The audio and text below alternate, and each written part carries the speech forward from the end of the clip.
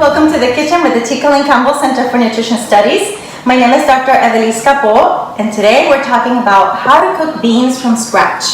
So beans are a staple in our kitchen, and especially at this time when we're looking for foods that we can keep in our pantry and last a long time, beans are very useful for that. So a lot of people have questions about how to cook beans from scratch. If you ask 3 different people, they will give you 3 different answers probably. There's a lot of myths and misconceptions about cooking beans, so I want to cover some with you. I've been cooking beans my whole life. I'm from Puerto Rico, and that's one of our staples in our kitchen. I have done quite a bit of research on how to cook beans because I'm always looking at how to improve the flavor, the texture, and so there's a lot of myths, and I want to cover some of those with you. The first tip I want to give you is it's important to buy beans that are fresh, so that have been kept for less than a year in the pantry or at the store, because if you buy dry beans that are old or have been sitting there for too long, sometimes it's impossible for them to soften. They can be very hard and they just don't taste right. So it's important to go through your pantry, and if you have any old beans, get rid of those and get new ones. Number 2, it's important to rinse your beans before cooking or soaking to remove any of the dirt or stones. Sometimes they'll have stones or little particles, so you want to make sure you remove that. You can use a strainer like this.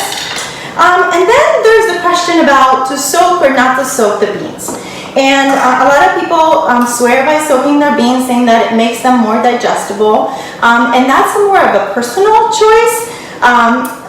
The information that we have out there is that it doesn't really make that big of a difference. So if you prefer to do that, if you find that you digest them better, go ahead and do that. But don't soak them longer than 8 hours, because you do start to lose a lot of flavor. And if possible, use that water, the soaking water, to cook, because it does help with the flavor and the color. I've compared 2 different beans. These are my cooked pink beans. These have not been soaked, so you see they're nice and pink.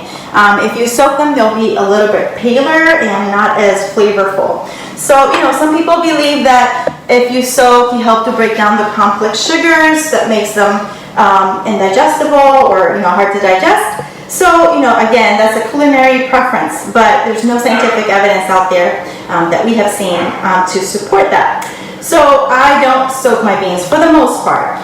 If I do soak them, I do the quick soaking method, which I found also helps with the flavor and for the texture to be optimal. And how do we do that? It's very simple. So you start with hot water and rinsed beans, and you want to do 3 cups of water to 1 cup of beans, and you bring them to a boil.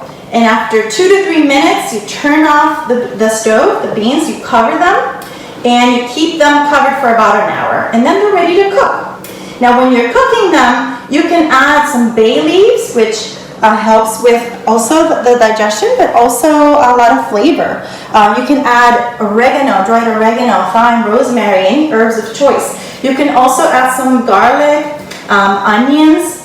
One thing to note is avoid using any acid foods with the beans before they are cooked, because that makes them hard to cook or take longer to cook. So don't add any tomato products or lemon or molasses. That's before they're cooked. Once they're cooked, you can definitely add them to your recipes. There's over 40,000 different types of beans in the world, so there might be variety depending on where you live. I'm from Puerto Rico, and we eat what we call pigeon peas, and these are the frozen pigeon peas, and these I just boil for about 15-20 minutes before I cook them. Or if you buy them if you buy them dry, then you can cook them either boiling them as you do a regular bean or using a pressure cooker. So I tend to use my pressure cooker to cook my beans, and the time varies. We'll share with you some time for cooking your beans in the description. But for the most part, it takes about half an hour if they're not soaked in either the Instant Pot or another pressure cooker. If they're soaked, then about 6 to 8 minutes. So it depends on your preference. For bigger beans or larger beans like chickpeas or red beans, those take usually a little longer, closer to 40 minutes.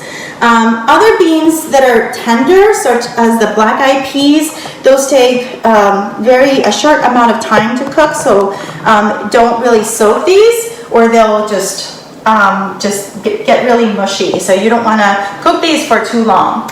Another myth is that we shouldn't add any salt to the beans before they're cooked. But I found that is not really true. You can add a little bit of seasoning or salt in the beginning, and that doesn't really stop them from cooking. Lentils, on the other hand, should not be soaked because they only take about 15 to 20 minutes to cook on a regular saucepan. If you are using a pressure cooker, under 6 minutes, so 5 to 6 minutes. So these are very convenient, and I love to make chilies with different beans and just different textures and flavors. So let's see if you have anything to share with us, and I'll see any comments. When you do buy your beans and store them in a closed container with a lid at room temperature, if they're already cooked, you can keep them for about 3 to 4 days, or you can freeze them for about 3 months.